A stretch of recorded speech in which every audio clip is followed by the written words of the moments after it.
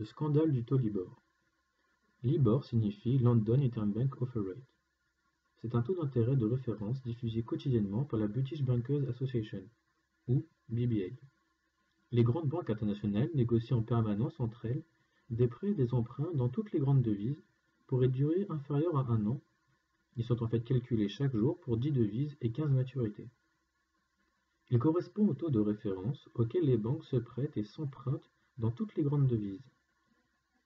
Ce taux est plus élevé que le taux d'État, puisqu'il n'est pas exempt de risque de défaut. Il y a en effet toujours une probabilité positive, même faible, qu'une banque fasse défaut sur ses emprunts.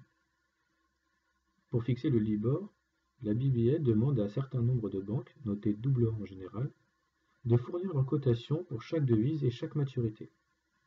Elle élimine le quart supérieur et le quart inférieur des données recueillies et calcule la moyenne des cotations restantes. Cette moyenne détermine le LIBOR du jour. Pourquoi manipuler le LIBOR? Comme il correspond au taux auquel les banques se prêtent entre elles, qui est fixé sur la base d'estimations faites par les banques elles-mêmes, tricher est tentant. Quand l'économie va bien, les banques sont tentées d'augmenter un petit peu les taux LIBOR pour prêter un peu plus cher et dégager de meilleurs rendements.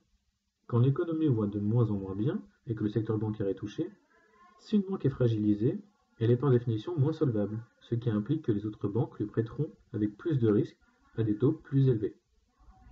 Le processus de calcul du LIBOR permet toutefois à cette banque fragile de continuer à annoncer quotidiennement des taux LIBOR faibles pour cacher sa mauvaise santé financière, continuer à emprunter à des taux bas et limiter les dégâts. Ce cadre s'y prête plutôt bien dans un cadre économique complexe. On peut prendre par exemple la crise des subprimes ou encore la faillite de Lehman Brothers, qui, comme vous pouvez le constater sur les graphiques, a eu une énorme influence sur le taux LIBOR. Tricher devient alors tentant, pour les raisons expliquées précédemment. Comment alors est-il possible de manipuler le taux LIBOR? Il suffit tout simplement à une banque de délivrer de mauvaises données. Toutefois, sachant que sur les 16 banques du panel LIBOR, les 8 taux annoncés les plus extrêmes sont écartés du calcul, la banque à elle seule ne peut pas faire bouger le LIBOR. En effet, si elle est la seule à annoncer un taux beaucoup plus bas que les autres, sa voix ne compte pas dans le calcul final. Ainsi, pour pouvoir influer sur le LIBOR, il est nécessaire que plusieurs banques s'entendent entre elles. C'est justement ce que certaines banques du panel, à commencer par la Barclays, ont menti sur les taux pratiqués, faussant donc le LIBOR. La Barclays a commencé en 2005 pour des raisons qui restent à élucider. Il s'agirait d'une fraude pure et simple, visant à générer des taux favorables aux positions prises par les traders de la banque. En 2008, la manipulation a eu lieu pour cacher les fragilités de certaines banques. C'était le cas de la banque Barclays. Mais pour que cela ne se sache pas, elle a fait de fausses déclarations au panel du LIBOR, affirmant avoir obtenu des taux de refinancement plus faibles que dans la réalité. La Barclays a agi au lendemain d'un coup de téléphone entre le patron de la banque Bob Diamond et le numéro 2 de la Banque d'Angleterre Paul Tucker. À l'époque des faits, fin 2008, Barclays était si fragilisée que le gouvernement songeait à la nationaliser. Mars 2011, la banque suisse UBS est la première à briser l'omerta.